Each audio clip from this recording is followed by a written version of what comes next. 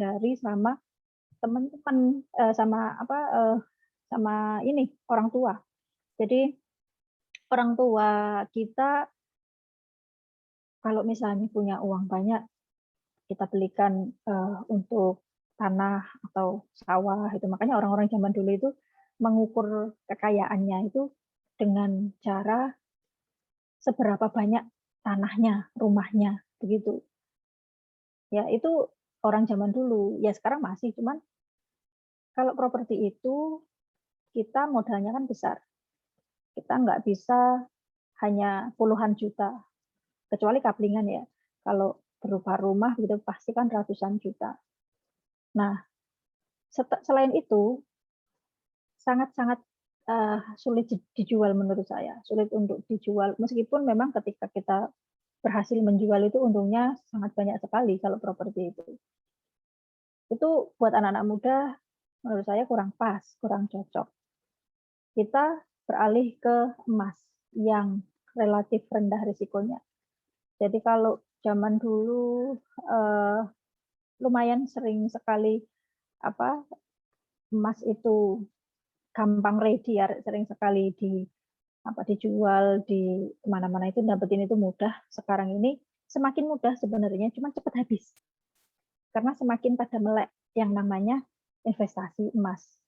Kalau ada di antara adik-adik di sini yang membaca informasi tentang emas, harga emas di pertengahan tahun 2020 kalau tidak salah, itu harga emas itu tembus 1 juta rupiah. Itu saya yang sudah lumayan lama berinvestasi di emas itu kaget.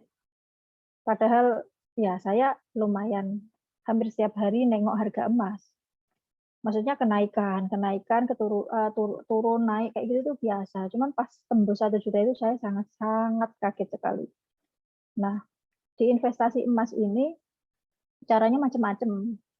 Kalau sekarang kalian ada marketplace, sampean bisa beli di marketplace yang hobi belanja di Shopee, terus kemudian yang pakai fintech OVO misalnya atau yang lain banyak sekarang pada buka yang namanya investasi di Bukalapak juga ada.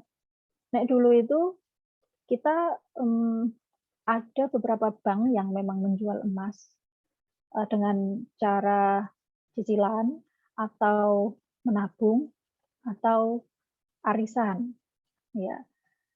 Tapi kita nggak bisa mendapatkan dengan mudah, agak ribet. Nah sekarang hampir semuanya dipermudah. Kalau emas itu saya dari zaman dulu paling suka itu beli emas di Pegadaian.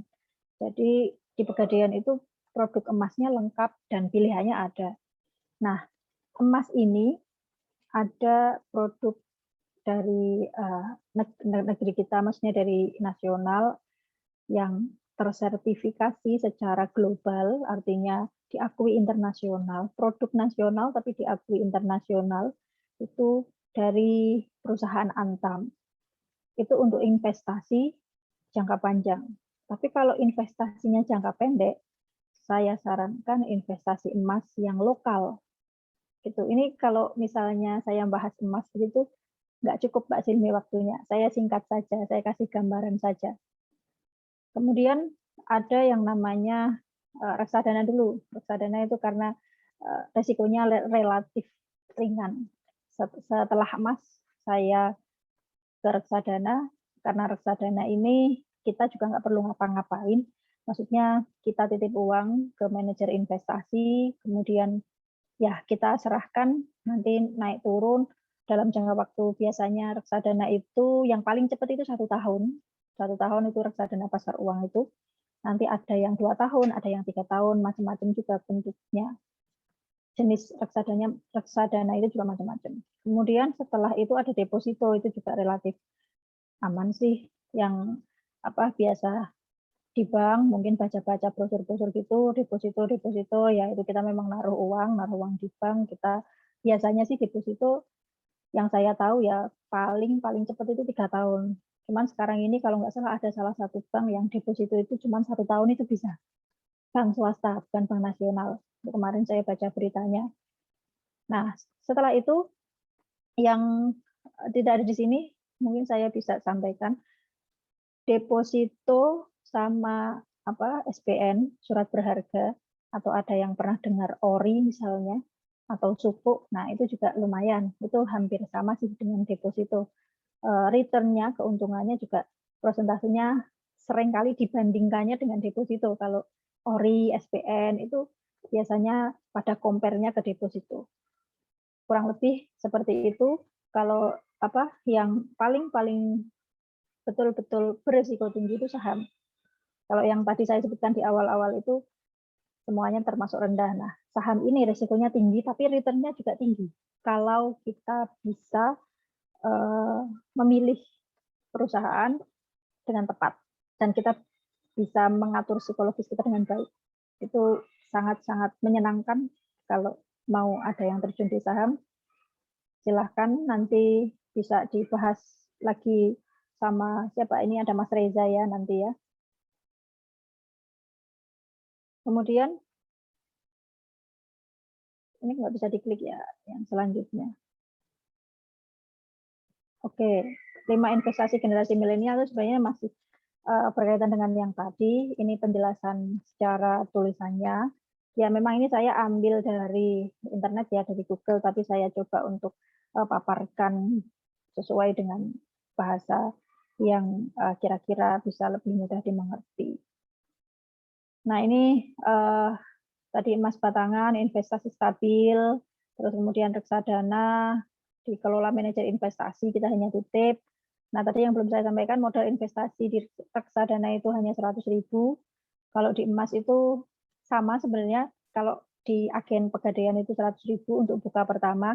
Kalau datang langsung ke kantor Pegadaian bisa 50.000, sudah bisa buka. Malah sekarang kelihatannya lebih murah lagi. Sekarang semua dipermudah.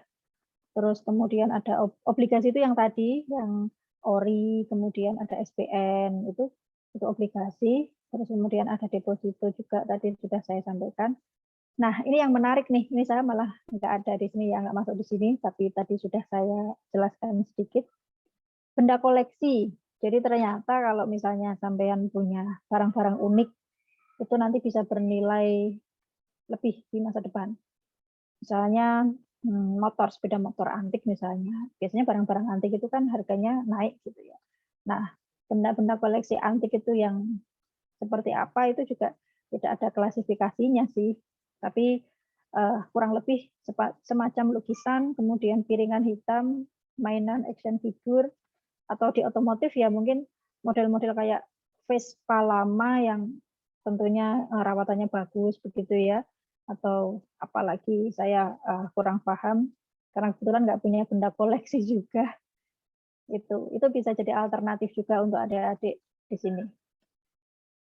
Nah, yang harus dipersiapkan sebelum berinvestasi, ini secara teoritis sebenarnya ya. Kalau buat saya sih langsung action aja kalau memang sudah sekiranya cukup ilmunya, nggak perlu nunggu yang namanya sehat secara finansial. Nah, sehat secara finansial ini kan juga relatif ya. Sekarang kebutuhan orang beda-beda, macam-macam. Setiap dari pulang kuliah, mampirnya juga ke warungnya macam-macam ya kan. Bensinnya juga belinya ada yang Pertamax, ada yang Pertalite, biaya kosnya juga macam-macam. Nah, sehatnya itu bagaimana menurut sampean? Itu belum tentu sama dengan saya. Yang jelas kalau menurut saya sehat secara finansial itu ya ada yang disisihkan untuk ditabung minimal. Syukur-syukur bisa langsung investasi. Nah, di situ ada juga hitung jumlah pemasukan yang akan didapat. Ini kalau memang tipe telaten begitu ya, itu sangat bagus sekali. Nanti kita akan betul-betul bisa merasakan dan mengetahui seberapa hemat kita, seberapa boros kita. Itu sangat bagus sekali. Nanti alokasi-alokasinya akan tepat kalau ada catatannya. Terus kemudian punya dana darurat. Punya dana darurat ini yang nggak bisa dipastikan juga, sama kayak pengertian di secara finansial tadi. Buat saya, meskipun hanya 10.000, kalau tidak salah ini sekarang di OVO itu ada kerjasama dengan Bareksa, atau mungkin ada yang di Bibit. itu beli reksadana bisa 10.000, ajaib juga bisa. Nah, apakah dana darurat harus nunggu sekian ratus ribu dulu baru kita mulai? Enggak, masa 10.000 kita untuk beli reksadana nggak bisa sih? Pasti bisa ya kan? Terus kemudian yang terakhir yang paling penting itu paham materi tentang investasi. Nah, kalau itu harus memang. Karena kita kalau sudah baca-baca, sudah diskusi-diskusi, kita paham, kita baru bisa memutuskan kita mau investasi di yang mana, di produk yang mana yang akan kita pilih. Susah ya kayaknya ya. Susah materinya atau susah mulainya atau susah apanya nih? Kayaknya lebih susah untuk memulai deh, Mbak ya. Oh gitu ya. Coba Iya. sekarang ini mungkin bisa dicoba. Tapi memang susah, saya aja masih susah. Nih, anak muda jangan takut berinvestasi, kelola keuangan dengan metode. Ini contoh saja ya, 50, 30, 20. Jadi misalnya nih, sebulan langsung dikasih gelondongan begitu sama orang tua. Nih, tak kasih sekian. Pokoknya udah itu buat sebulan.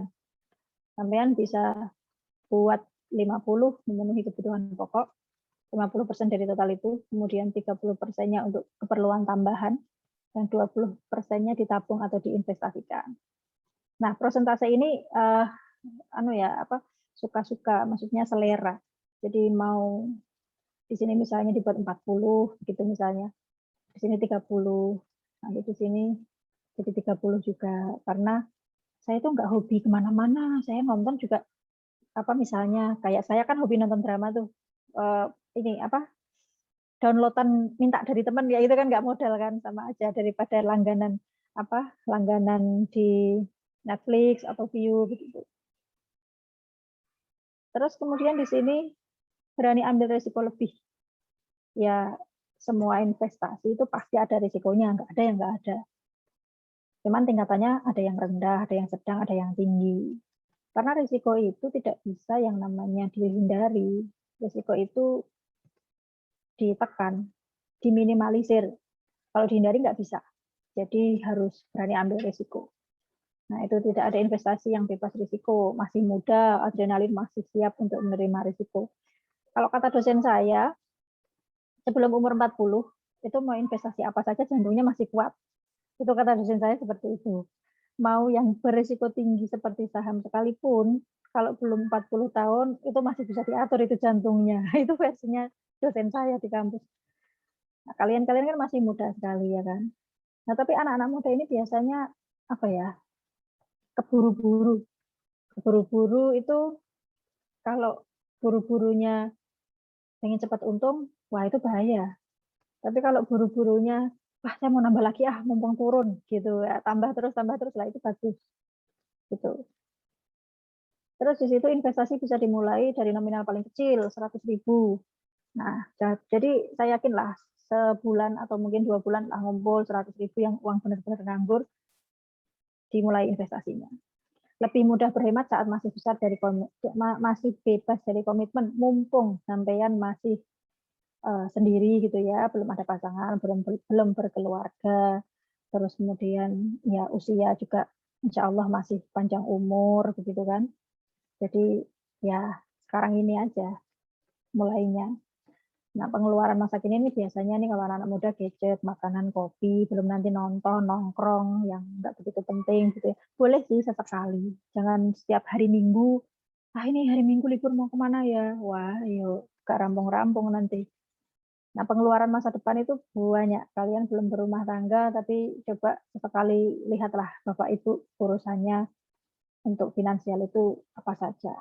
Sangat-sangat banyak sekali. Nah, ini kombinasi nabung dan invest, emang bisa. Yang namanya nabung sama invest tadi kan beda, tapi kombinasinya itu bisa. Terutama kita praktekkan di saham. Jadi kita sedikit, 1 lot dulu, 2 lot dulu, 3 lot dulu. Nanti lama-lama bisa banyak sendiri. Oke, nggak perlu saya baca untuk menghemat waktu. Nah, ini dari OJK nih yang paling penting nih. Kalau investasi begitu itu diawasi OJK ya. Tak kenal maka tak sayang, ketahui aset investasi yang akan atau telah dimiliki. Pilih aset investasi yang sesuai, pertimbangkan usia, jangka waktu yang diinginkan, dan profil toleransi risiko. Seorang anak muda lajang yang baru meniti karir akan memiliki strategi investasi berbeda dengan kepala keluarga yang punya kebutuhan macam-macam itu tadi. Jadi, kapan mau berinvestasi nih Mbak, Mas di sini? Ya, karena kalau saya sering bilang sama adik-adik itu, ya kita jangan hanya pinter ngaji kitab suci, tapi juga harus pinter ngasih investasi dan pinter pilih investasi. Inflasi itu pasti, dan satu-satunya cara untuk mengalahkan inflasi itu dengan investasi. Demikian dari saya, Mbak Silmi. Saya kira cukup. Ya, terima kasih atas waktunya. Assalamualaikum warahmatullahi wabarakatuh. Waalaikumsalam warahmatullahi wabarakatuh. Baik, terima kasih sekali buat Mbak Ebi yang udah memberikan materi terkait investasi kepada kita semua. Jadi saya akan menyampaikan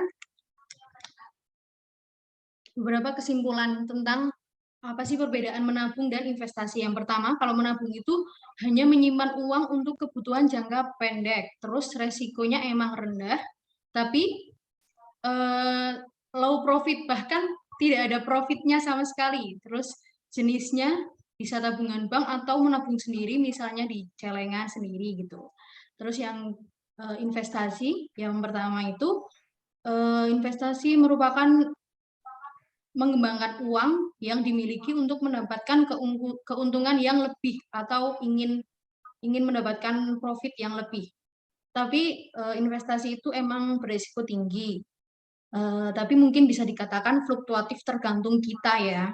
Terus jenis-jenis investasi yaitu ada emas, terus surat berharga, reksadana, saham maupun obligasi ataupun yang sekarang masih tenar yaitu kripto, binomo dan lain-lain. Terus di sini juga saya akan menyampaikan pentingnya investasi, yaitu persiapan dana untuk masa depan. Tentunya dari kita semua pasti ingin ya punya masa depan yang cerah, dan itu juga bisa dimulai dari kita yang mau berinvestasi. Lalu ada investasi merupakan sumber keuangan tambahan bagi kita yang mungkin akan memulai investasi sebagai pekerjaan sampingan. Lalu investasi juga bisa menjadi planning keuangan agar mencapai kemerdekaan secara finansial atau financial freedom. Yang terakhir yaitu menghindari pola hidup konsumtif. Yang tadi saya mau mengulangi lagi jenis investasi itu yang fisik yaitu emas batangan ataupun properti ya. Yang non fisik mungkin ada saham, reksadana, obligasi dan lain-lain. Reksadana itu kita itu hanya menitipkan uang ke manajer investasi. Biasanya jangka waktunya itu kurang lebih 1 tahunan. Saya akan menambahkan untuk nabung emas yang di Shopee ataupun di Tokopedia itu sekarang itu bisa loh Mbak, mulai dari Rp500. Wow. Benar-benar Rp500 itu udah bisa mulai untuk nabung emas di Shopee, yang Shopee itu partnership-nya sama Pegadaian ya. konvensional ya, konvensional. Terus saya juga akan menambahkan yang investasi untuk anak muda itu salah satunya ada benda koleksi. Ini menarik banget nih Mbak. Jadi untuk para K-popers itu banyak banget nih yang punya benda koleksi yaitu PC atau photocard. Ini saya juga baru tahu dari teman-teman aku sendiri yang K-popers ya.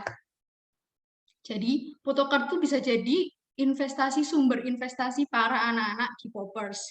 Nah, gimana sih model investasinya si PC? Jadi photocard itu nanti kan kita beli album ya, biasanya beli album dari Korea. Terus nanti ada PC-nya, dan itu PC-nya itu kan random. Mungkin dari member-membernya kan ada yang lebih mungkin ada yang lebih berkualitas atau ada yang lebih tenar daripada yang lain. Nah, itu biasanya PC-nya itu juga lebih mahal, Mbak. Nanti kalau kita udah beli dapatnya ini, nanti bisa dijual gitu. Dan Wow, itu bisa untung. Itu beli iya, bisa albumnya kan untung. mahal itu. Iya, apalagi kalau yang itu, yang emang PC-nya itu rare atau jarang, atau mereka itu mencetaknya limited edition gitu. Misal Oh, oke, oke. hanya ada 100 PC di ini untuk album ini gitu. Nah, itu biasanya bisa sampai wah itu kalau beli misalnya belinya cuma 300 ya itu mungkin bisa sampai angka 1 juta kali ya. Wow, wow, wow, wow. Jadi Oke. banyak, Kak. Kemarin teman saya ada yang beli PC juga itu 1.500.000. Wow. Dibeli juga ya, laku juga ya kayak gitu ya. Iya, Mbak, itu perbisnisan K-pop tuh keren kalau kita punya uang. Ya, terus Oke. saya akan ke persiapan sebelum investasi. Nah, kita tuh harus punya persiapan, yaitu salah satunya sehat secara finansial. Jadi artinya kita itu nggak boleh investasi pakai dana darurat. Jadi nggak boleh pakai uang panas. Kita harus pakai uang yang dingin yang memang udah kita sisihkan terlebih dahulu gitu. Terus kita juga yang jelas harus analisis ya, analisis mau baik analisis saham ataupun apapun yang ingin kita beli, kita harus mengetahui dulu seluk-beluknya bagaimana gitu. Mungkin itu kesimpulan dari saya, langsung saja lanjut ke pemateri kedua, yaitu Mas Riza Ramadhani selaku lurah ya, lurah Kospi ini sebutannya dari Mbak Ebi ini. Oke, saya akan membacakan dulu CV dari Mas Riza Ramadhani. Yang pertama, nama Putra Riza Ramadhani, tempat tanggal lahir Demak 18 September 1998. Statusnya belum menikah. Riwayat pendidikannya, oh belum. Kontak ini mungkin ada yang ingin tanya-tanya nanti setelah diskusi online ini berakhir. Nomornya yaitu 0896 2357 1938. Saya ulangi ya. 0896 2357 1938. Untuk riwayat pendidikan beliau MI-nya di Futuhiyah, MTS-nya juga di Pondok Pesantren Futuhiyah 1 Meranggen, MA-nya juga di Futuhiyah 1 Meranggen. Lalu beliau ini Mas Riza ini fresh graduate nih dari Universitas Semarang. Pengalaman organisasinya yang pertama sekretaris organisasi pencaksilat daerah dan yang kedua staf pengajar madrasah ibtidaiyah atau MI. Oke, saya langsung ke Mas Riza aja untuk memberikan materi terkait saham yang lebih detail nih, kayak trading ataupun macam-macam trading, terus kita harus ke sekuritas mana gitu. Baik, silahkan Mas Riza. Oke, terima kasih. Saya cek suara dulu, ini masuk nggak suaranya? Masuk. Oke, mohon maaf sekali ini saya tadi keluar masuk ini. Ini pakai perangkat dengan yang ketiga. Jadinya kalau suara agak didukung atau kurang jelas ya mohon maaf ya. Iya. Sampai bawah 3 perangkat. Oke. Baik, terima kasih Mbak Sumi. Oke, selamat malam semua. Assalamualaikum warahmatullahi wabarakatuh. Salam sejahtera bagi kita semua. Teriring doa pada Tuhan Yang Maha Kuasa, alhamdulillah pada kesempatan ini saya dan jenengan semua bisa dipertemukan walaupun LDR ya ini ya hitungannya ya, long distance relationship atau jarak jauh, tapi tidak memutus silaturahim kita, memutus maksud kita dalam angsukauro atau sharing begitu. Oke, dan tak lupa ini ada guru sekaligus mentor saya yang terhormat pada Mbak Diatul Muna. Saya ucapkan selamat malam Mbak Edi, dan juga terima kasih pada Mbak Silmi nih. Beliau memang luar biasa sekali, yang entah kenapa dia langsung japri saya tentang untuk mengisi kegiatan pada malam ini ya. Intinya saya juga terkejut, shock pertama itu ya. Saya tidak punya pengalaman untuk mengisi materi apapun kecuali yaitu anak SD itu, karena saya punya pengalaman di MI Futuhiyah itu ya. Karena ini sama sekali bukan bidang saya dan saya juga menyadari di bidang ini belum expert sama sekali ya. Expert dalam bidangnya. Oke, begitu Mbak Silmi. Ini saya mungkin ya santai aja ya, karena sambil saya atur dulu teknisnya ini.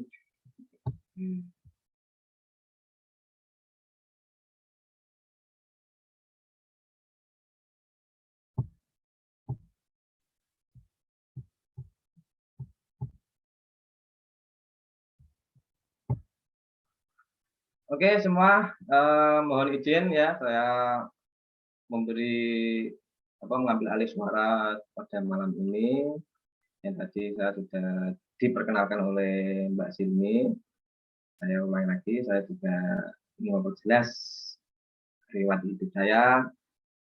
Perkenalkan, nama saya Putra Riza Ramadhani. Saya lahir di Demak pada tanggal 18 September, kelahiran pada tahun 1998. Saya alumni dari Universitas Semarang, Fakultas Psikologi. Dan juga mungkin pengalaman untuk investasi tidak begitu terlalu dalam, cuma ya untuk saat ini saya juga masih belajar dan juga ingin memperdalam di investasi yang dimaksud beliau Mbak Afiatul Munaf. Jadi sebenarnya saya tuh ingin absen ini sama teman-teman dari UIN Malaysia. Sepertinya ini ada yang luar domestik juga ya ini ya, di luar kelompok KKN ini ya. Ini kan dalam rangka kegiatan pengabdian masyarakat ya. Iya betul Mbak Sini. Iya, ini KKN online ceritanya. Oh begitu. Tapi ya saya sangat kagum sekali karena walaupun kegiatannya online, tapi kebangsaan itu masih ada euforia gitu, ada semangat dan ada momen. Jadi ketika jenengan semua mengadakan acara itu tidak kelihatan individual, tetapi itu kekompakannya itu sangat luar biasa sekali, koordinasinya luar biasa sekali. Saya juga mungkin tepuk tangan dulu untuk kelompok KKN 27 ini ya, mungkin ya. Oke, begitu saya mungkin hanya menjelaskan cangkangnya saja ya, karena tadi Ibu sudah menjelaskan isi dalam dan luarnya. Jadi saya ingin mungkin sedikit sharing tentang cangkangnya dalam investasi. Mohon izin untuk share screen, Mbak Silmi.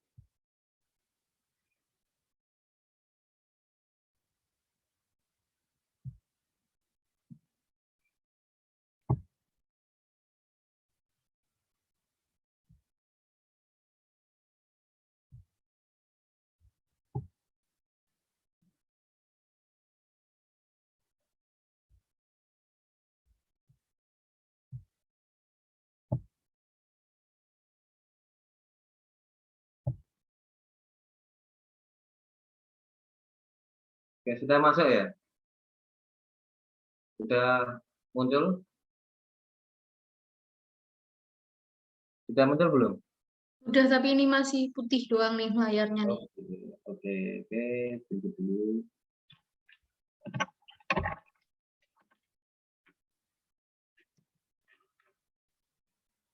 Oh Mbak Silmi, suara saya itu terdengar jelas apa tidak? Kalau tidak jelas, bilang saja. Jelas Mas.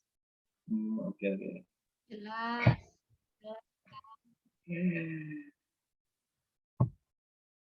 Oke, kita langsung saja putar. Ini berbentuk video kan, bukan per slide ya, tapi ini video pendek tadi. Jadi kita bisa buka deh.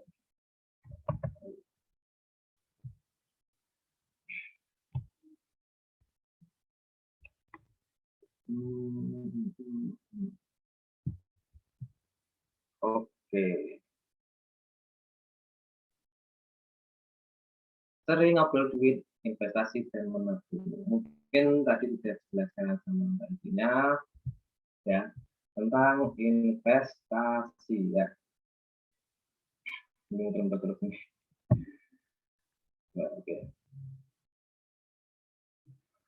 Perlu kalian ketahui, investasi dan menabung itu sama, tetapi beda. Ya, dalam arti sama visinya, beda dalam misi. Visi menabung dan investasi itu adalah pengelolaan dana, penyimpanan dana,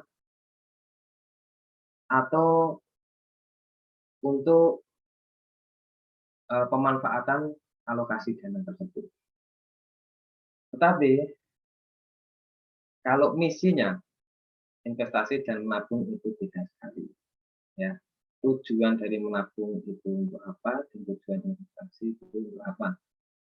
Ya, jadi itu yang membedakan investasi dan menabung.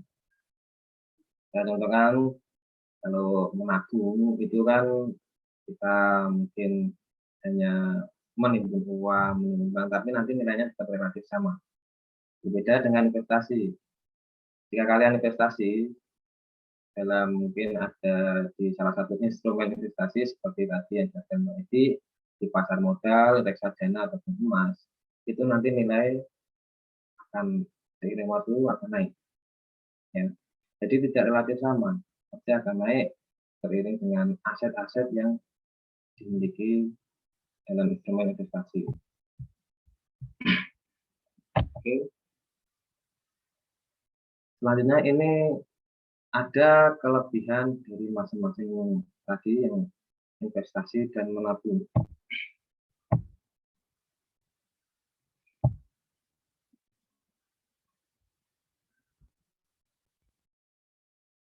Oke, ya. Menabung itu dapat diambil kapan saja, resiko yang kecil, sebagai dana darurat, dan untuk jangka panjang nilainya sama. Ya. Jadi kalau kalian menabung dari mungkin sejak usia kalian remaja atau waktu kalian duduk di bangku MTS atau SMP, itu pun sampai sekarang nilainya sama. Nah, tetapi jika kalian gunakan dalam pemanfaatan, itu nilainya berkurang. Dalam arti ini, tabungan yang Anda simpan itu akan tertinggal nilainya. Jika kalian menyimpan dulu uang 1 juta, sekarang 1 juta itu mungkin nilainya itu sudah terbilang sedikit. Yang dulunya 1 juta itu untuk beli sepeda itu dapat 2, dan sekarang sepeda itu satu aja masih kurang yang harga 1 juta. Itulah kelebihan dari menabung, ya. Dan sekarang kelebihan investasi yaitu meningkatkan nilai aset dan kekayaan, ya. Dapat memenuhi kebutuhan kita di masa depan karena dapat melawan inflasi. Kemudian merdeka dalam keuangan, seperti yang dijelaskan Mbak Ibi, maksudnya kan ada persamaan, dan ini memang kelebihan investasi yaitu melawan inflasi. Ya, jika kalian invest dalam instrumen di emas misalnya, kalau punya 2 gram emas yang harganya misal 500.000 di tahun 2015 dengan kenaikan per tahunnya 4%, maka dalam tahun 2021 Anda memiliki kurang lebih sama dengan 4 gram emas. Ya, contohnya seperti itu. Itulah contoh investasi di instrumen emas. Ya. Dan dalam instrumen lain pun sama. Ya. Jadi kelebihan dalam investasi itu melawan inflasi. Karena apa? Kalau di Indonesia pun inflasinya itu sangat luar biasa sekali. Per tahun aja rata-rata itu kenaikannya mengalami kenaikan sebesar 4%. Ya. Ini data saya ambil di salah satu sumbernya itu di Info Jabodetabek, ya. Ini.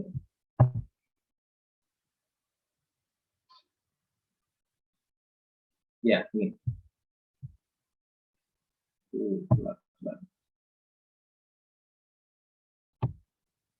Oke. Pertumbuhan inflasi 10 tahun terakhir ya. Jadi seperti inilah gambaran inflasi di Indonesia ya. Kalian menyimpan uang pada tahun 2011 sebesar 1 juta, maka pada tahun 2020 itu nilainya sama, tetapi dalam kegunaan itu akan menurun. Ya, itu kalau kalian menabung, hanya menabung saja. Tapi kalau investasi, kalian bisa masukkan dana Anda ke pasar modal, emas atau apapun, dan mengalami kenaikan, itu akan bisa mengatasi inflasi beberapa tahun yang akan datang. Ya, jadi seperti itu manfaat dari investasi. Oke, selanjutnya.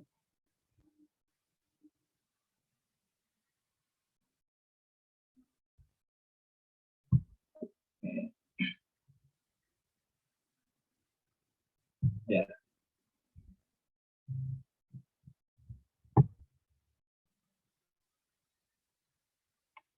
Ya, ini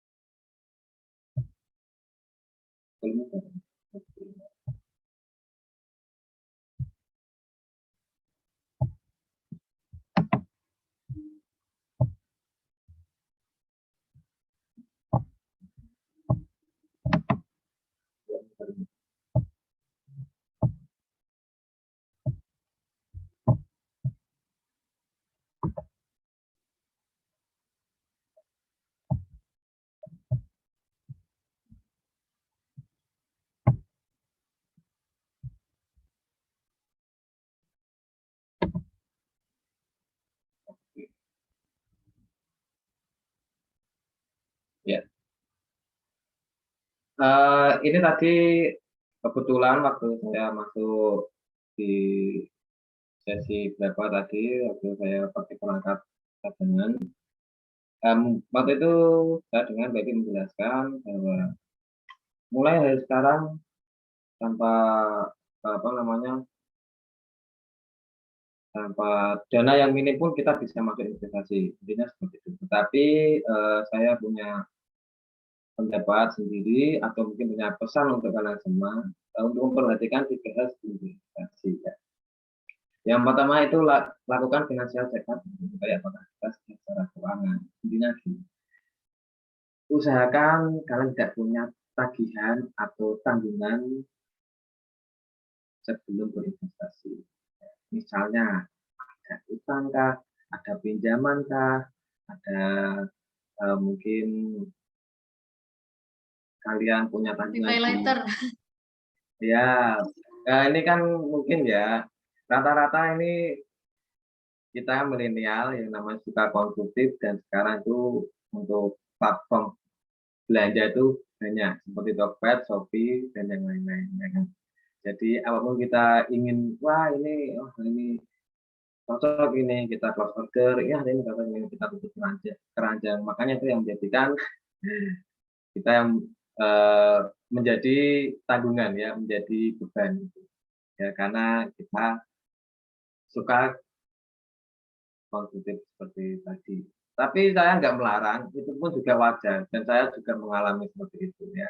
Saya juga apa namanya konsumtif seperti itu, kadang yang melihat wah ini ada barang yang bagus, saya ambil ya. Cuma nah sekarang saya punya rambu-rambu sendiri. Ya, karena apa? Kalau saya tidak pasang rambu-rambu, ini akan mengganggu kesehatan finansial ya. Jadi seperti itu, ini yang perlu kalian perhatikan dulu. Yang kedua itu membuat tujuan keuangan yang jelas dan terang. Jadi kaidahnya itu kita samakan dengan kaidah dalam mencari ilmu. Seperti niat sebelum melakukan sesuatu. Ya. Semua diawali dengan niat dan ikhlas, ya, dan tujuan apapun yang positif. Karena apa? Yaitu kalau kalian tidak terencana, tidak didasari dengan niat, ya, investasi ini hanya menjadi spekulasi nanti. Seperti itu. Dan yang terakhir yang harus kalian perhatikan, berinvestasi menggunakan modal sendiri. Ya. Jangan sampai meminjam, istilahnya tadi yang dikatakan Mbak Sini itu memakai dana panas. Ya. Harus benar-benar uang yang dingin, uang yang sendiri. Itu yang harus diperhatikan. Oke, mungkin seperti itu.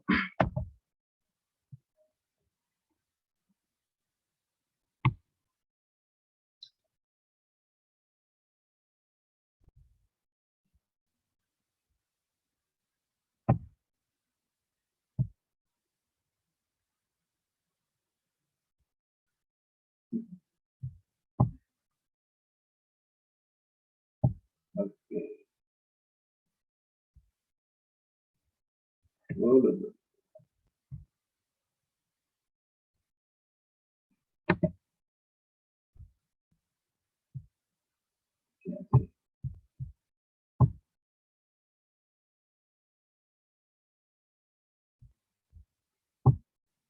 Iya, ini aja kegiatan. Ya, ini yang perlu kalian catat. Investasi itu tidak menjamin seseorang menjadi kaya, tetapi orang yang kaya pasti berinvestasi. Ya, itu saya observasi sendiri atau saya istilahnya itu mencari tahu sendiri. Rata-rata orang yang kaya atau orang yang finansialnya atau dalam segi ekonomi itu mampu atau mungkin networknya itu sangat luar biasa, itu egonya itu dia juga berinvestasi. Jadi memang tidak menjamin seorang menjadi kaya, tetapi orang yang kaya itu pasti berinvestasi. Seperti itu teman-teman. Dan yang terakhir, penutup, ya, nanti isi tentang pertanyaan-pertanyaan gitu. Sebenarnya ada game dari saya, cuma ini di perangkat saya yang satunya lagi, jadi mungkin lain kali kalau kita bertemu saya akan dari game ya, itu untuk tes kepribadian dan tes intelijensi, karena saya hanya di psikologi, di berhubung teknis dari perangkat saya itu kurang mendukung, lain kali aja ya. Sekian dari saya, ini mungkin sedikit para fase dari saya kembalikan kepada masyarakat. Terima kasih. Assalamualaikum warahmatullahi wabarakatuh. Baik, waalaikumsalam warahmatullahi wabarakatuh. Kalau kita ingin nih mengulik info tentang trading dan apapun itu dari investor muda seperti Mas Riza nih, tapi sayang sekali beliau menjelaskan intinya saja tentang investasi dan menabung. Jadi investasi dan menabung itu mungkin bisa diambil kesimpulan tuh inputnya sama, tapi mungkin outputnya beda ya. Bisa jadi kalau yang investasi itu bisa take profit gitu. Terus seperti kata Mas Reza nih, investor tuh nggak perlu kaya, tapi biasanya orang kaya tuh beliau berinvestasi seperti itu ya. Iya, betul sekali. Baik, terima kasih untuk Mas Reza yang udah memberikan materi. Mungkin Mbak Silmi mohon menjelaskan sebentar. Ya.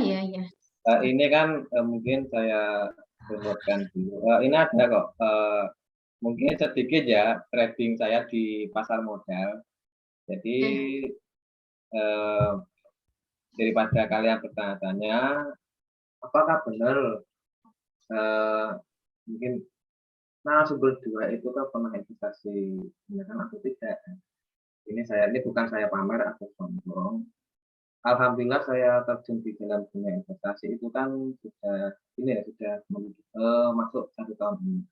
Cuma pengalaman saya ini selama awal masuk investasi itu saya sudah mencapai return atau keuntungan 200%. Jadi misal saya di situ mempunyai modal 100 juta, itu dalam 5 bulan itu saya bisa mengembangkan menjadi 300 juta. Tapi modal saya itu sebenarnya bukan segitu. Ya. Ini saya mungkin ada ini screenshot. Mau perlihatkan atau tidak ya? Gimana enaknya?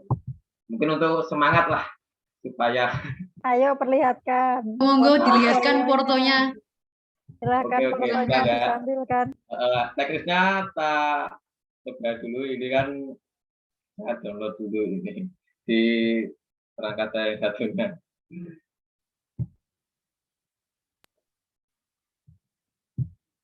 Ini loh Mas, Mbak Ebi itu menyumbang untuk door prize satu lot saham Sido Muncul. Bagaimana nih dengan jenengan nih? Perlu toh? Enggak sih, Itu enggak perlu sebenarnya. ya? Enggak, sebenarnya enggak. Cuman kalau misal mau bagi-bagi ya boleh dong. Bagi-bagi rezeki. Jadi saya mau menambahkan sedikit, boleh Mbak Moderator? Monggo, silahkan Mbak Ebi. Jadi Mas Reza ini waktu pertama kali waktu itu kan diskusi ceritanya kan. Pertama kali saya minta dia untuk download aplikasi broker saham, ya kan, sangat antusias sekali. Kemudian benar-benar langsung terjun dan saya melihat strateginya bagus. Begitu artinya saya waktu itu, nah ini nih sekarang yang kalau misalnya ada acara-acara atau apa begitu saya malah lebih suka kasih saham daripada kasih uang cash gitu ya. Ya bentuknya itu maksud saya uang cash cuman untuk dibelikan saham gitu. Sama kalau Mas Reza ingat ya dulu ya saya satu lot Sido Muncul juga ya kalau nggak salah itu. Nah itu saya minta Mas Reza untuk belikan saham. Nah saran saya kan Sido Muncul karena jumlahnya itu saham Sido Muncul gitu. Cuman ternyata dia nggak dibelikan Sido Muncul kalau nggak salah waktu itu. Dia cari tahu sendiri dan dari diskusi-diskusi yang berlanjut itu dia benar-benar mempelajari. Jadi saya nggak kaget kalau dia untungnya banyak karena saya tahu dia belajar. Dia prosesnya pelan-pelan begitu. Di antara sekian banyak orang itu yang paling cepat ya Reza ini. Makanya jangan insecure Mas Reza, bukan masalah sudah expert atau belum. Ini ada di sini kan semuanya pengen tahu jadi investor itu sebenarnya enak apa enggak begitu ya kan. Saya pun juga sebenarnya belum lama. Cuman memang ya jadi kalau investasi itu memang butuh banyak baca ya. Kalau Reza pas tahu langsung terjun. Kalau saya pas terjun itu sudah tahu gitu. Kalau saya boleh kasih informasi, saya itu sebelum terjun di dunia investasi itu saya sudah otodidak belajar sekitar 10 bulan. Jadi ketika pas terjun kemudian ada merah, terus merahnya berapa lama, itu deg-degannya nggak begitu membuat saya down gitu loh. Nah, itu yang paling penting karena sesering mungkin kita baca, kita akan lebih kuat psikologisnya. Begitu. Itu tambahan dari saya dan saya harap Mas Reza benar-benar bisa membagi tipsnya mungkin ya, ada semacam motivasi juga untuk adik-adik di sini. Jadi investor itu seperti apa, kayak gimana rasanya. Kalau urusan untung berapa, modal berapa itu urusan belakangan. Yang penting itu adik-adik melek dulu yang namanya investasi. Oke, Mungkin bisa diawali dengan pertanyaan dulu, nanti untuk dalam pembahasannya itu bisa lebih nanti melebar luas juga. Karena ini hanya para pahlawan, saya juga bingung untuk menerangkan investasi. Mungkin hanya pengalaman saja. Kalau mau nanti bisa ditanyakan dulu, nanti saya jelaskan. Oke, nah begitu mungkin Mbak Silmi dan Mbak Ibu gitu ya. Oke, kalau gitu ini aja ya, ke sesi tanya jawab dulu ya. Nanti mungkin ada pertanyaan yang terkait saham-saham apa yang jadi pilihan Mbak Ebi dan Mas Reza, terus saham yang harusnya kita mulai dari saham apa dulu nih, kira-kira kita harus mulai dari saham apa, begitu mungkin kalau ada yang nanya begitu baru dilihatin portonya, nggak apa-apa ya. Oke, Kita boleh. ke sesi tanya jawab dulu. Silahkan yang mau bertanya bisa langsung raise your hand ataupun ini ya, ketik aja di kolom chat. Ini udah ada yang tanya nih. Pertama, dan Assalamualaikum warahmatullahi wabarakatuh. Saya Nur Retno Wulandari ingin bertanya, apa saja nih rekomendasi tempat atau perusahaan dan sebagainya untuk para pemula investor gitu. Mungkin ini yang dimaksud ini ya, sekuritas, rekomendasi sekuritas begitu mungkin. Dari Mbak Nur Retno Wulandari. Rekomendasi sekuritas. Terus yang kedua, Assalamualaikum, saya Fikri asal UIN Wali Songo dan bukan maba, izin bertanya, apa invest yang sesuai dan mudah untuk pemula yang ingin mencoba invest sekaligus apa medianya? Karena dari pengalaman saya sendiri, dulu sempat ingin mencoba investasi namun ragu karena tidak tahu plus minus dari jenis-jenis investasi tadi yang udah dijelasin sama Mbak Evi mungkin ya. Mohon pencerahannya, tersebut. Itu dari Mas Fikri, sama kali ya, mungkin nanyain rekomendasi sekuritas yang mana, terus investasi yang mana, reksadana ataupun obligasi ataupun saham itu sendiri. Terus yang ketiga ada pertanyaan dari Nazilatur Rohmah, Mbak Nazilatur Rohmah. Permisi Bu Abiyatul Muna, izin bertanya, pada peristiwa right issue, suatu emiten investor memiliki hak untuk membeli atau tidak menggunakan haknya. Apabila terdapat right issue tetapi investor tidak menggunakan haknya, apakah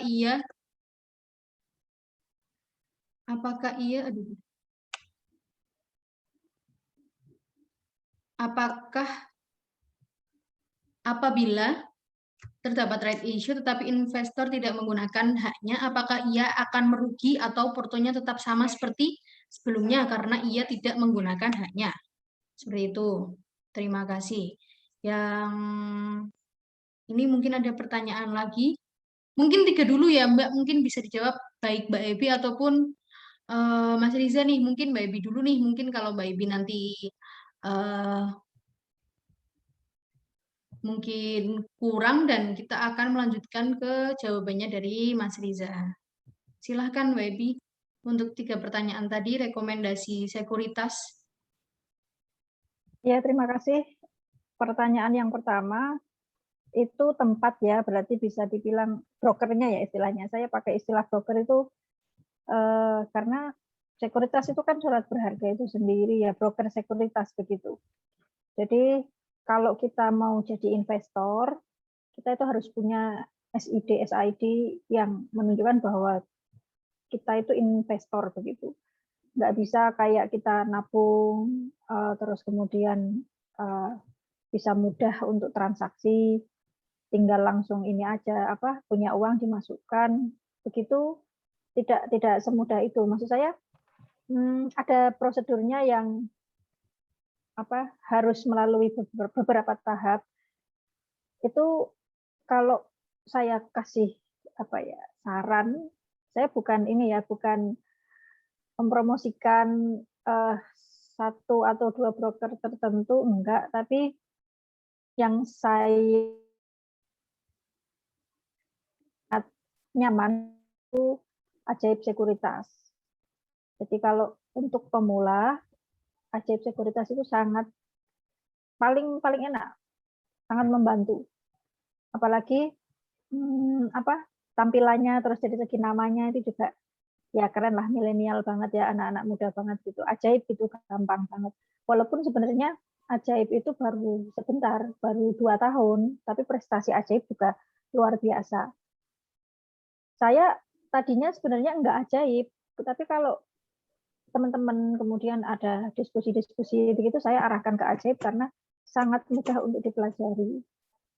Begitu. Itu untuk ini platformnya ya. Kalau untuk perusahaannya tadi kelihatannya ada yang bertanya perusahaannya juga ya. Nah ini saya nggak mau nggak mau kayak semacam bahasanya tuh apa sih, pom-pom gitu ya, pom-pom saham. Saya hanya menyarankan saja di saham-saham yang lapis pertama. Ada istilahnya itu blue chip. Jadi nanti kalau sampean investasi di perusahaan yang blue chip, itu insya Allah lah, untung itu pasti. Cuman memang harus sabar, karena perusahaan blue chip itu sangat-sangat fluktuatif. Harus betul-betul kuat kuat bertahan agak lama begitu. Atau kalau misalnya enggak di blue chip ya di lapis kedua itu masih aman. Jadi kalau di blue chip itu istilahnya LQ45, ya nanti bisa di searching saja di Google saham yang termasuk saham LQ45 ya, itu saham-saham blue chip yang sangat-sangat aktif ditransaksikan di pasar modal dengan capital market yang sangat-sangat besar sekali. Itu untuk pertanyaan pertama. Sama yang kedua sama ya? Yang kedua itu apa tadi ya?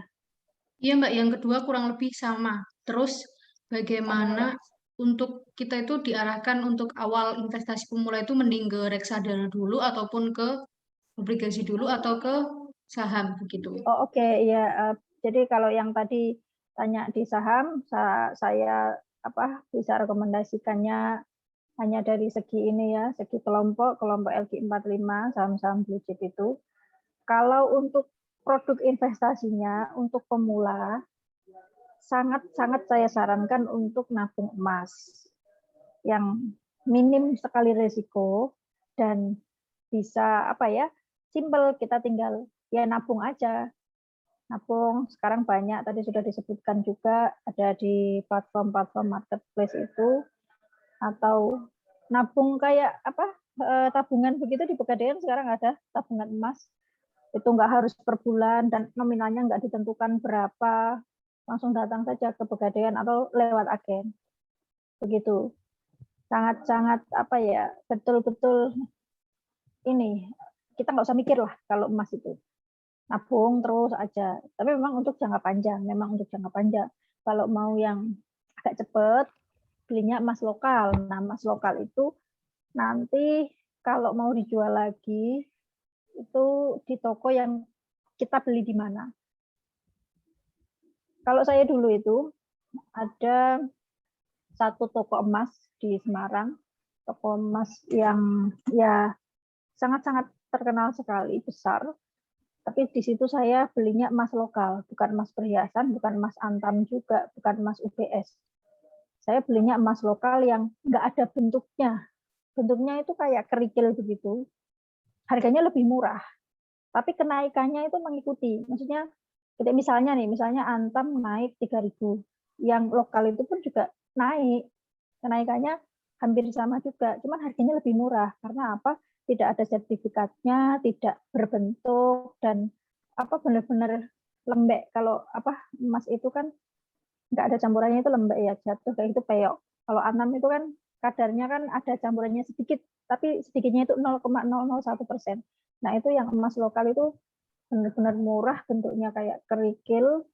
Nanti ketika emas naik dijual ya bisa. Cuman di toko yang waktu kita beli itu tadi, itu saya lumayan berapa bulan ya, saya trading, kayak istilahnya berarti trading emas secara langsung, offline, nggak lewat aplikasi, nggak lewat orang, nggak. Jadi saya datang ke toko emas itu, saya beli, Terus kemudian udah pulang lagi, saya simpen dulu, kok nanti kelihatannya emasnya harganya naik, saya datang ke toko itu, saya jual, begitu seterusnya. Lumayan, ada sekitar kurang lebih ya 1 tahunan. Sampai kemudian akhirnya saya putuskan untuk investasi jangka panjang. Investasi jangka panjang itu yang paling ya aman lah, itu Antam. Karena itu betul-betul dari perusahaan pemerintah dan bersertifikat internasional. Ya, kalau Antam itu bisa kita bawa ke negara manapun di seluruh dunia itu bisa laku lah. Nggak perlu khawatir. Jadi kalian nggak bawa uang cash, kalian jalan-jalan sampai Malaysia misalnya, jual aja emas Antam itu pasti laku. Tapi kalau emas yang selain Antam belum tentu. Saya katakan belum tentu karena bisa jadi emas UBS ini mungkin mbak yang apa ya sering diajak ibunya ke toko emas tahu ya UBS begitu. Itu mungkin masih bisa. Cuman ya saya nggak tahu seberapa banyak negara yang menerima UBS itu karena UBS tetap di bawahnya Antam dan sertifikatnya belum internasional. Begitu. Jadi emas yang paling aman untuk pemula. Baik itu mau beli cash atau menabung. Itu Mbak Silmi. Tambahan untuk jawaban pertanyaan yang kedua. Kemudian yang ketiga. Untuk yang ketiga ini dari Mbak Nazilatur Rahmah. Yang right issue tadi ya? Iya, yang right issue, suatu emiten. Nah, tadi pertanyaannya kan apakah kepemilikan kita itu berubah atau tidak, portonya berubah atau tidak? Oh tidak. Jadi kalau misalnya kita nggak tebus, kita tetap dapat misalnya kayak kemarin pengalaman pribadi saja ya. Saya punya BRI kan. Saya punya BRI 10 lot misalnya. 10 lot terus kemudian sudah ada kabar right issue sekian. Nah, saya dapat jatahnya itu 2 lot dari saham yang saya punya. Saya tebus jadi 12, ya kan? Kalau nggak tebus, saham saya tetap 10. Cuman porsi kepemilikannya itu berkurang. Kenapa? Karena investor yang lain, ya kan banyak ya investornya, itu yang nebus-nebus itu kan otomatis mereka punya tambahan presentasi. Nah, kita yang nggak nebus, kita yang tadinya punya, misalnya kita sebenarnya sudah punya 0,010 kepemilikan saham BRI. Tapi karena right issue, karena ada aksi corporate right issue itu tadi, banyak yang nebus, kita sahamnya lotnya tetap, cuman kepemilikannya jadi misalnya 0,08. Begitu. Bisa dipahami nggak kira-kira? Portonya nggak berubah, cuman porsi kepemilikan prosentasenya di perusahaan saja yang berubah. Tapi harganya kalau naik ya ikut naik, turun ya ikut turun, ya sama aja. Itu hanya persentase kok, persentase kepemilikan kita kok. Artinya kalau misalnya nih, kadang Mas Reza kalau guyon-guyon sama saya gitu, saya nanti RUPS nunggu punya 1% ya, nunggu punya saham 1% begitu itu untuk mencapai ke 1% kan butuh waktu yang lama. Nah kalau ada aksi right issue begitu itu ya 1%-nya yang tadinya mungkin hanya 2 tahun ya kita sudah nabung begitu jadi 2,5 tahun misalnya karena persentase kepemilikannya berkurang, kita nggak nebus right issue itu tadi begitu. Nggak masalah sih kalau nggak ditebus, nggak apa-apa, portonya tetap sama gitu. Begitu bisa dipahami? Ya mungkin gimana Mbak Nazilatur Rahmah mungkin bisa dipahami. Jadi untuk kesimpulan pertanyaan tadi yang dari Mbak Nuretno, mungkin rekomendasi brokernya Ajaib ya Mbak, yang lebih mudah digunakan untuk para pemula. Ya, Terus iya betul. untuk pertanyaannya dari Mas Fikri, mungkin kalau untuk pemula lebih baik investasi di emas ya, lebih baik investasi di emas karena yang low risk gitu ya, yang rendah resiko juga. Terus untuk Mbak Nazila tadi mungkin yang right issue suatu emiten mungkin lebih baik kita nebus aja biar porsi kepemilikannya berubah. Tapi kalau misal nggak nebus juga nggak apa-apa karena portonya nggak berubah sama sekali. Seperti itu. Kita lanjut ke pertanyaan selanjutnya dari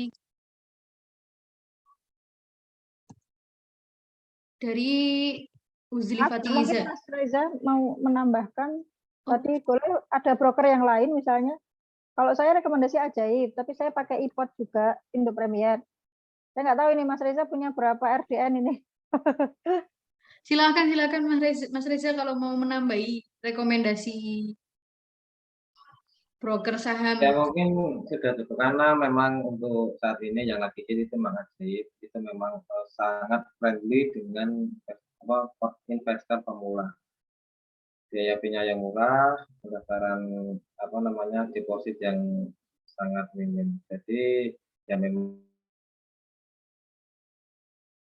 mungkin sangat recommended lah untuk investor pemula.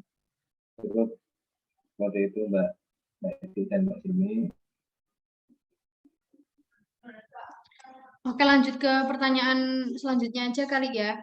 Ya, dari Zulfati Iza Mursida. Izin bertanya, saya pernah mendengar sekilas mengenai efek bola salju dalam berinvestasi. Tapi belum mengerti banget apa itu efek dari bola salju tersebut. Mungkin dari narasumber bisa menjelaskan sedikit atau garis besar dari efek bola salju tersebut. Terima kasih. Assalamualaikum warahmatullahi wabarakatuh. Terus ada lagi pertanyaan dari Ilham Cahyaningrum. Nih Mbak Arum bertanya, bagaimana cara memperkirakan pertumbuhan dividen saham tertentu di masa mendatang? Tips and triknya mungkin ya ini untuk memilih saham.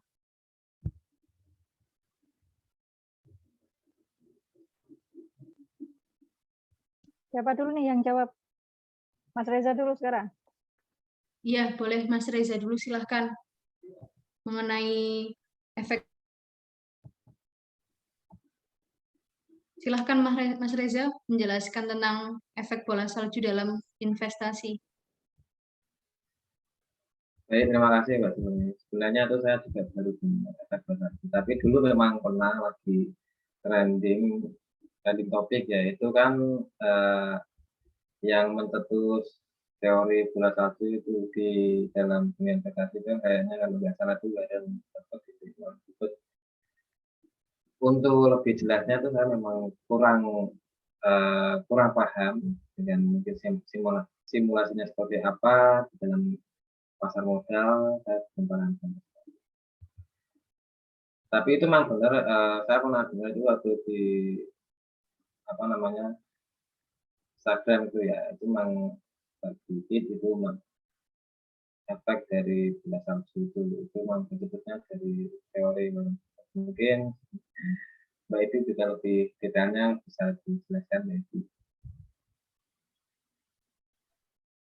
Saya juga bola salju itu pernah mendengar, tapi detailnya memang belum mempelajari.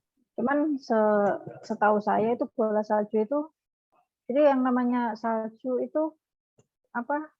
Kalau gelundung itu semakin besar gitu ya. Kalau lihat di kartun-kartun itu kalau anak kecil main bola salju itu gelundung dari atas itu semakin besar begitu, Mbak. Nah, ini analoginya kayak misalnya kita punya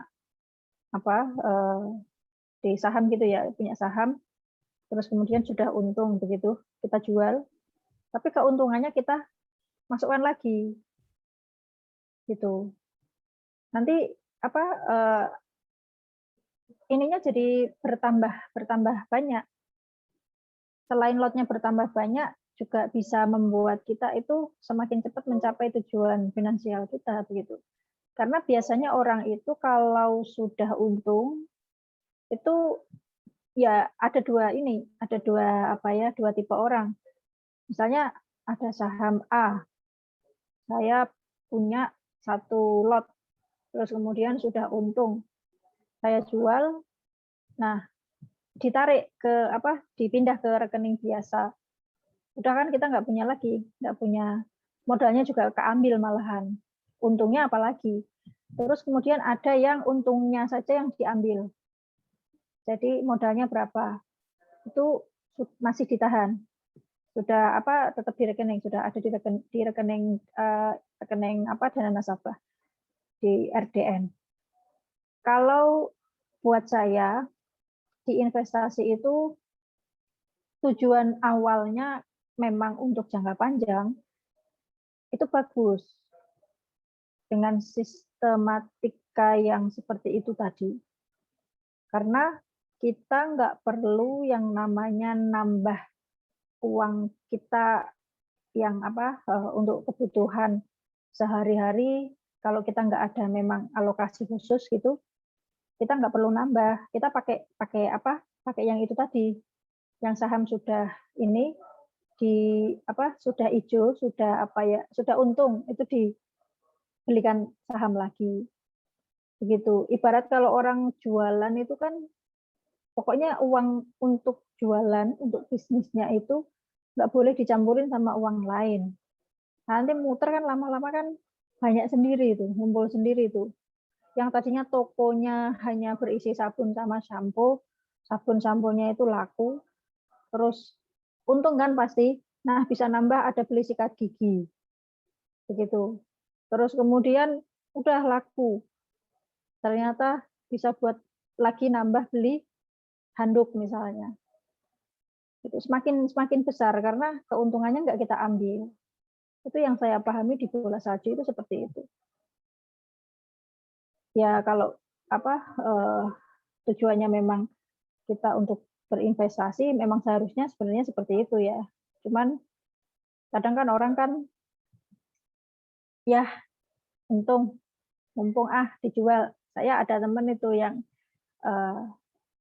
berkomentar pada saya begitu, nggak pernah kan saya jual saham yang blue chip. Saya bilang begitu sama teman saya itu, karena teman saya itu habis beli BRI, dijual karena turun, semakin turun, dia sudah untung. Dia nunggu right issue, tapi mungkin tergiur dengan keuntungannya, akhirnya dijual, ya kan? Setelah right issue semakin naik, dia melihat semakin naik, dia beli lagi. Nah, itu dia tetap untung, tapi menurut saya malah rugi. Kenapa? Karena dia terburu-buru. Gitu. Kalau mau sistem bola salju, saran saya emitennya yang lain. Jangan dibelikan saham yang sama. Saran saya seperti itu. Karena kalau dibelikan saham yang sama, jatuhnya kita malah sayang. Sebenarnya kalau rugi sih enggak, karena kalau memang sahamnya blue chip itu pasti naik lagi. Tapi eman aja ketika misalnya tadi BRI beli di 3.400, ya kan? Terus kemudian ternyata semakin naik, dia beli lagi di 3.600. Ya kemarin pas beli di 3.400 kenapa dijual gitu. Itu karena mungkin pemahaman investasinya masih belum mendalam, jadi terburu-buru, dan psikologisnya juga goyah ketika sudah untungnya sudah 20%, untung 20% itu sangat banyak ketika modalnya itu memang banyak loh. Saya kalau tadi Mas Reza bilang untung sampai sekarang 200%, saya juga pernah belum 200 sih, tapi 150-160-an% itu di satu emiten. Di satu emiten. Baru di satu emiten, belum di emiten yang lain. Gitu. Nah, itu tiap orang berbeda-beda. Yang jelas tapi yang ditanyakan tadi efeknya bagus untuk jangka panjang, untuk kedepannya. Itu menurut saya ya, karena kalau yang urusan investasi kayak begini ini nih, lebih baik ketika ada diskusi begitu sampean baca-baca lagi, coba disaring lagi nanti yang cocok yang mana, kira-kira sesuai atau tidak dengan keinginan sampean, ya baru dieksekusi, jangan asal ikut saja, karena investasi itu kan tiap orang punya ilmu yang terserap sendiri, pemahaman sendiri, modalnya beda, keinginannya, tujuannya juga beda. Begitu Mbak Silmi. Ya mungkin pertanyaan dari Mbak Iza sudah selesai. Saya ada tambahan dikit nih.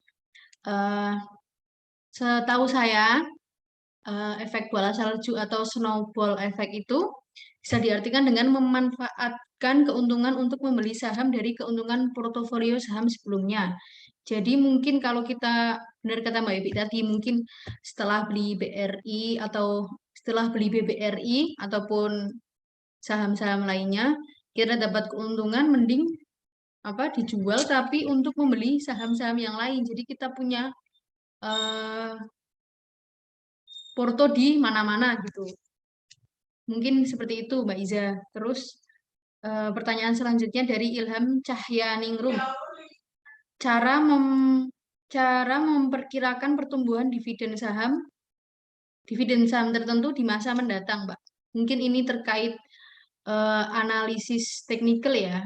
Mungkin Mas Reza juga bisa menjawab setelah Mbak Ebi ini. Mungkin jawaban dari Mbak Ebi dan Mas Reza berbeda dan kita bisa sharing-sharing lagi setelah ini.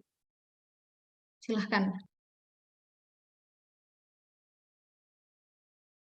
Dividen itu tidak bisa diperkirakan karena itu semua kebijakan dari perusahaan. Jadi yang menentukan itu perusahaan. Beda dengan capital ya. Jadi kalau kita punya modal terus kemudian kita investasikan terus dihitung nanti misalnya 2 minggu lagi kira-kira berapa harganya, itu masih bisa dihitung, masih bisa diperkirakan. Tapi kalau dividen itu enggak. Karena dividen itu setiap perusahaan punya kebijakan sendiri-sendiri. Dividen itu bonus ya, Mbak? Mohon maaf, Mbak. Dividen itu yang bonus ya? Bukan, dividen itu bagi hasil. Jadi perusahaan kan kinerjanya bagus, begitu kan?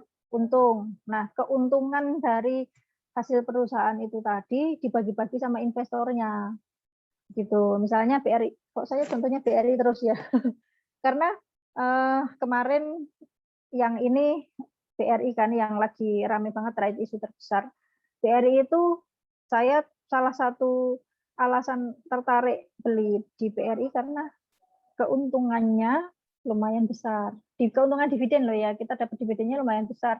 Di tahun 2019 itu 190, pokoknya 100 rupiah ke atas, 150-an deh, 150, 160 per lembar saham. Nah, di tahun 2020, BRI itu masih untung, cuman karena pandemi keuntungannya kan menurun. Jadi per investor hanya dapat 98 rupiah per lembar. Dan itu kita nggak bisa protes. Kita kalau di ilmu keuangan itu ya, di investasi begitu, perusahaan yang rutin membagi dividen setiap tahun itu udah bagus. Bisa bagi dividen setiap tahun itu bagus. Berarti perusahaan itu untung terus karena bisa bagi-bagi dividen. Apalagi kayak Sido kemarin. Sido itu nggak hanya bagi dividen, tapi bagi saham bonus juga. Itu ya. Nah, kalau dividen tidak bisa diperkirakan, Mbak. Tadi siapa? Ilham Cahyaningrum Arum ya.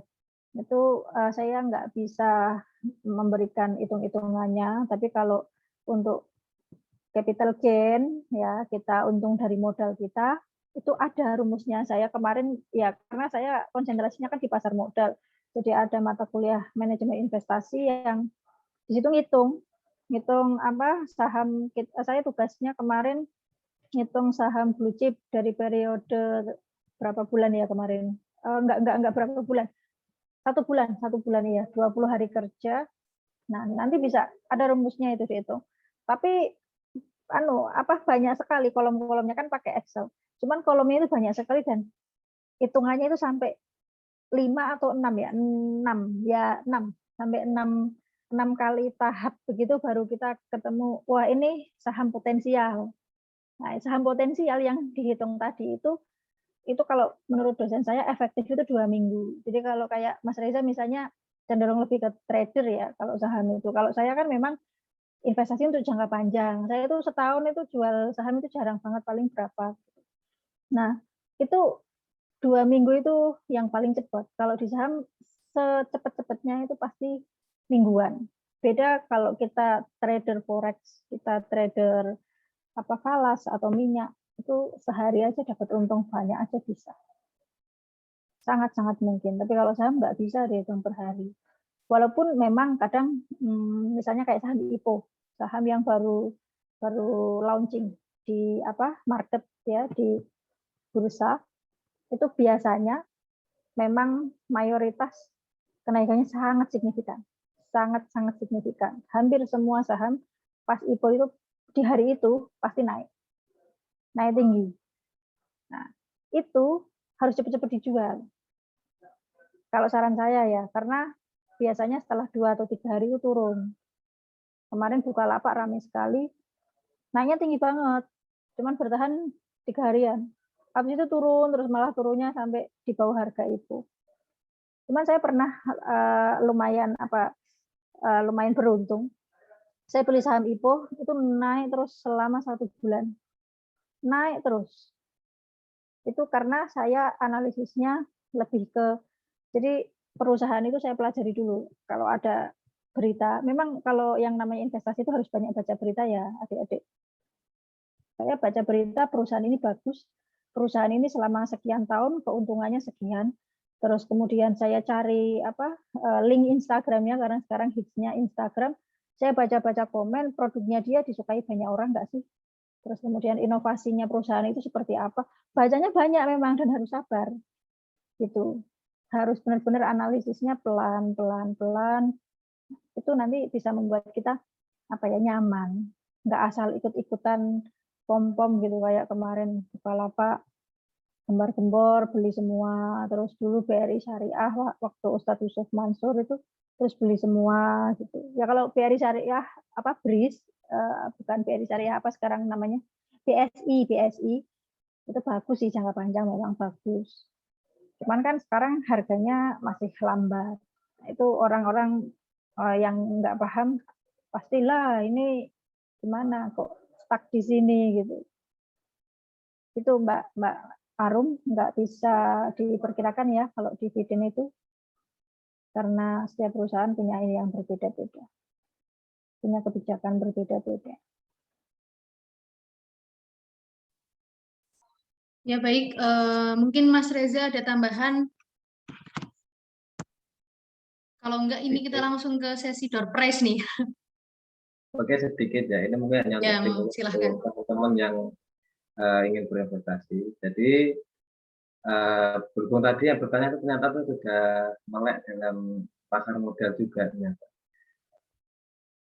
Dividen itu saya anggap itu senjata saya nomor 2 dalam trading di pasar modal.